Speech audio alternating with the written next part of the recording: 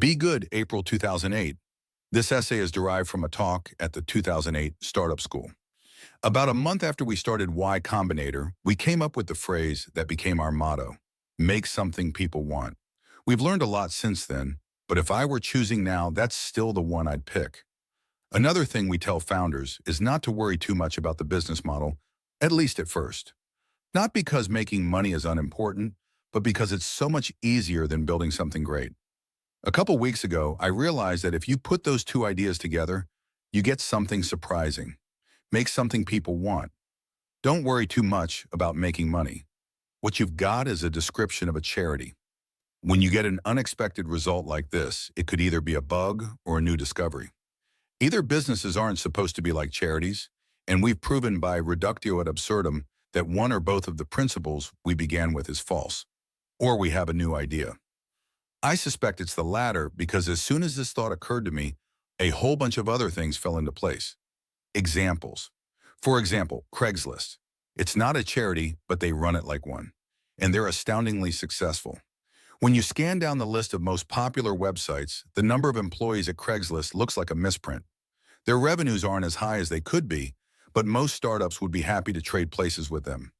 In Patrick O'Brien's novels, his captains always try to get upwind of their opponents. If you're upwind, you decide when and if to engage the other ship. Craigslist is effectively upwind of enormous revenues. They'd face some challenges if they wanted to make more, but not the sort you face when you're tacking upwind, trying to force a crappy product on ambivalent users by spending 10 times as much on sales as on development. I'm not saying startups should aim to end up like Craigslist. They're a product of unusual circumstances, but they're a good model for the early phases. Google looked a lot like a charity in the beginning. They didn't have ads for over a year. At year one, Google was indistinguishable from a nonprofit.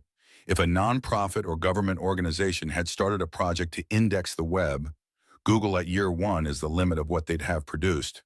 Back when I was working on spam filters, I thought it would be a good idea to have a web-based email service with good spam filtering. I wasn't thinking of it as a company. I just wanted to keep people from getting spammed. But as I thought more about this project, I realized it would probably have to be a company. It would cost something to run, and it would be a pain to fund with grants and donations.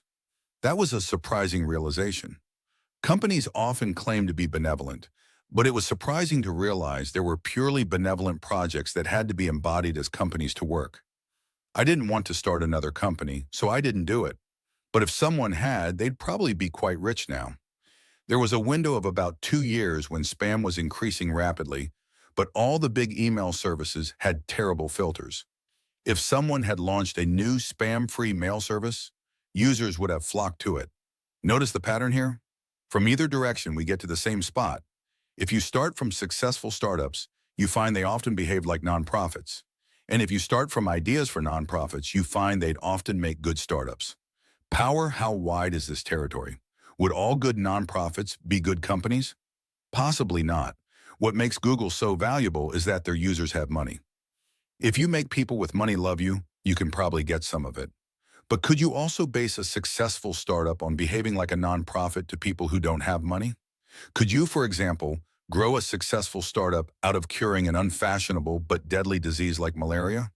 I'm not sure, but I suspect that if you push this idea, you'd be surprised how far it would go. For example, people who apply to Y Combinator don't generally have much money, and yet we can profit by helping them, because with our help, they could make money. Maybe the situation is similar with malaria. Maybe an organization that helped lift its weight off a country could benefit from the resulting growth. I'm not proposing this is a serious idea. I don't know anything about malaria, but I've been kicking ideas around long enough to know when I come across a powerful one. One way to guess how far an idea extends is to ask yourself at what point you'd bet against it. The thought of betting against benevolence is alarming in the same way as saying that something is technically impossible. You're just asking to be made a fool of, because these are such powerful forces. For example, initially I thought maybe this principle only applied to internet startups. Obviously it worked for Google, but what about Microsoft? Surely Microsoft isn't benevolent. But when I think back to the beginning, they were. Compared to IBM, they were like Robin Hood. When IBM introduced the PC, they thought they were going to make money selling hardware at high prices. But by gaining control of the PC standard, Microsoft opened up the market to any manufacturer. Hardware prices plummeted, and lots of people got to have computers who couldn't otherwise have afforded them. It's the sort of thing you'd expect Google to do. Microsoft isn't so benevolent now. Now, when one thinks of what Microsoft does to users, all the verbs that come to mind begin with F, and yet it doesn't seem to pay. Their stock price has been flat for years. Back when they were Robinhood, their stock price rose like Google's. Could there be a connection? You can see how there would be. When you're small, you can't bully customers, so you have to charm them. Whereas when you're big, you can maltreat them at will, and you tend to because it's easier than satisfying them. You grow big by being nice, but you can stay big by being mean. You get away with it till the underlying conditions change, and then all your victims escape. So Don't Be Evil may be the most valuable thing Paul Buchheit made for Google, because it may turn out to be an elixir of corporate youth. I'm sure they find it constraining, but think how valuable it will be if it saves them from lapsing into the fatal laziness that afflicted Microsoft and IBM. The curious thing is, this elixir is freely available to any other company. Anyone can adopt Don't Be Evil. The catch is that people will hold you to it. So I don't think you're going to see record labels or tobacco companies using this discovery. Morale, there's a lot of external evidence that benevolence works. But how does it work?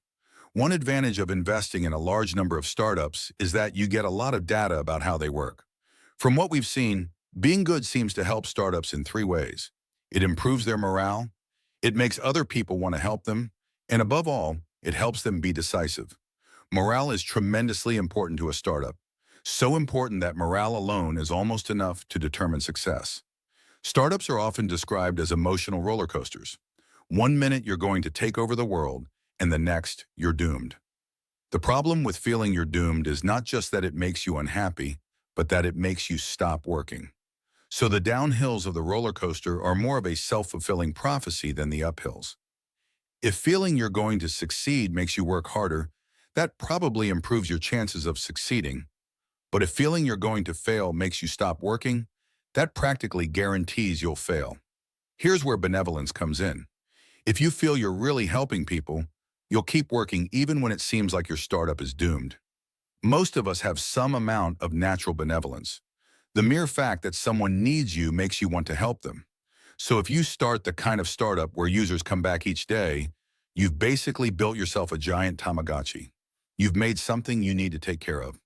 Blogger is a famous example of a startup that went through really low lows and survived. At one point, they ran out of money and everyone left. Evan Williams came in to work the next day, and there was no one but him. What kept him going? Partly that users needed him. He was hosting thousands of people's blogs. He couldn't just let the site die. There are many advantages of launching quickly, but the most important may be that once you have users, the Tamagotchi effect kicks in. Once you have users to take care of, you're forced to figure out what will make them happy. And that's actually very valuable information. The added confidence that comes from trying to help people can also help you with investors. One of the founders of Chatterus told me recently that he and his co-founder had decided that this service was something the world needed, so they were going to keep working on it no matter what, even if they had to move back to Canada and live in their parents' basements. Once they realized this, they stopped caring so much what investors thought about them. They still met with them, but they weren't going to die if they didn't get their money. And you know what? The investors got a lot more interested. They could sense that the Chatterouses were going to do this startup with or without them. If you're really committed and your startup is cheap to run, you become very hard to kill.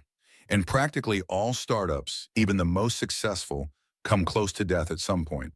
So if doing good for people gives you a sense of mission that makes you harder to kill, that alone more than compensates for whatever you lose by not choosing a more selfish project.